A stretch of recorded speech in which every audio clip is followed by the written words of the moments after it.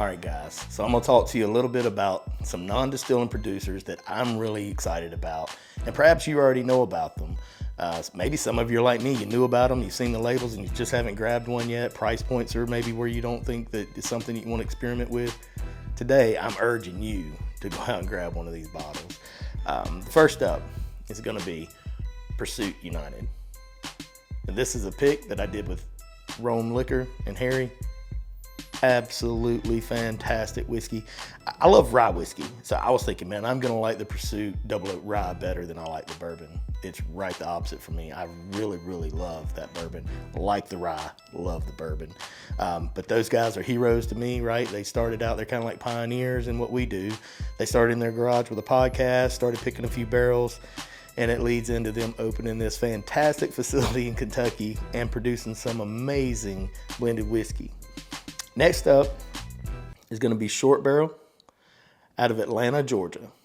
And this is their cigar batch 2, my absolute favorite of theirs. They've got several. I like all of them. This is my favorite, and it was an accident. My understanding is, when they get to blending and doing different things, they ran into a barrel that was like, man, what are we going to do with this? It's garbage. Like, we can't fix it.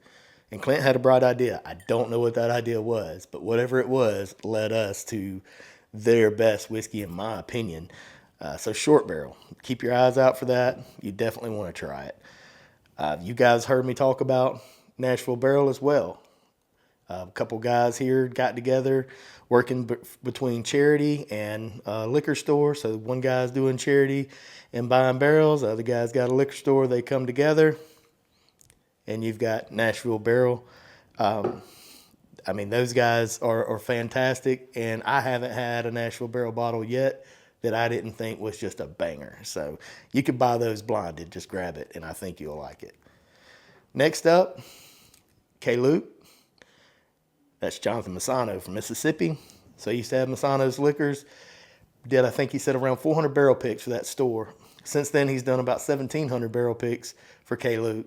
So he and his wife work together to do these blends. They work with Bardstown to bring in the whiskey that they've sourced. When he and his wife do their blends, they send that back up there to Bardstown and they tell them, hey, these percentages of these whiskeys, that's what we're going to put in this bottle. They've given a lot of thought to the way they package their bottles. I love that they've got their logo on the cork. I think that's really cool. It's named after his son and daughter. So you've got like the masculine L for Luke and the feminine K for his daughter's name. And that bottle is one that Fred Minnick picked for the Super Bowl. And it's fantastic. The next one is going to be a little bit unique, and you may or may not know about them, Barrel King. So Barrel King is a membership type of company. You pay for a membership and you get a bottle every month. You just pay for the shipping on it. And then obviously you could get multiple bottles beyond that at a discounted rate.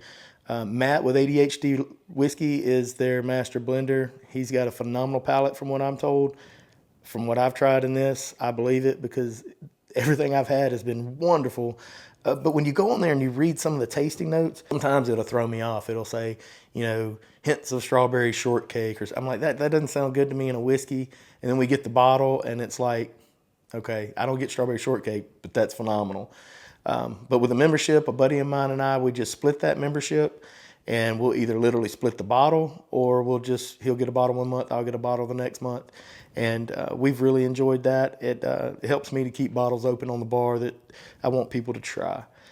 Last and not least is someone who does distill their own juice, but they also contract distill and they also source and blend. And that's going to be Milam and Green. And I've got a video review of this over on YouTube. Marlene gave me this bottle and told me, you're going to love it. Boy, was she right. Like I had high hopes that I would like it, but I was very apprehensive. I didn't know anything about them. They're out of Texas. Didn't know anything about her history.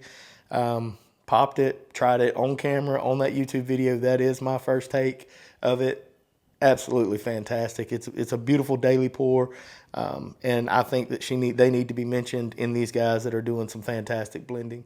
So hopefully that helps you guys.